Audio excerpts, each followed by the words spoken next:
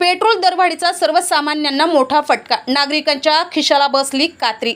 गेल्या काही दिवसांपासून शांत असलेल्या इंधन दरांनी पुन्हा एकदा उचल खाल्ली असून पेट्रोल आणि डिझेलच्या किमतीत झालेल्या दरवाढीमुळे सर्वसामान्य नागरिकांचे कंबरडे मोडले आहे। आंतरराष्ट्रीय बाजारातील घडामोडी आणि कच्च्या तेलाच्या किमतीत झालेली वाढ यामुळे तेल कंपन्यांनी इंधन दरात वाढ केली आहे। या दरवाढीमुळे आधीच महागाईने होरपळणाऱ्या नागरिकांच्या खिशाला आता खूप मोठी कात्री बसली आहे। यवतमाळमध्ये पेट्रोल 107 रुपयांच्या पार।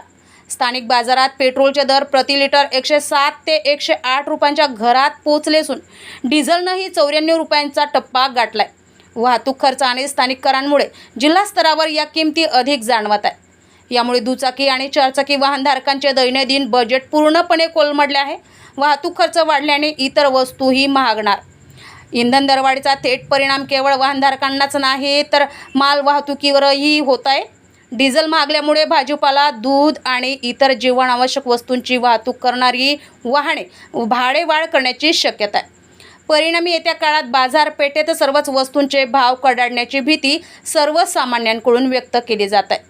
नागरिकांमधून तीव्र संताप, पगार वाढत नाही पण खर्च मात्र दिवसागणिक वाढत चाललाय।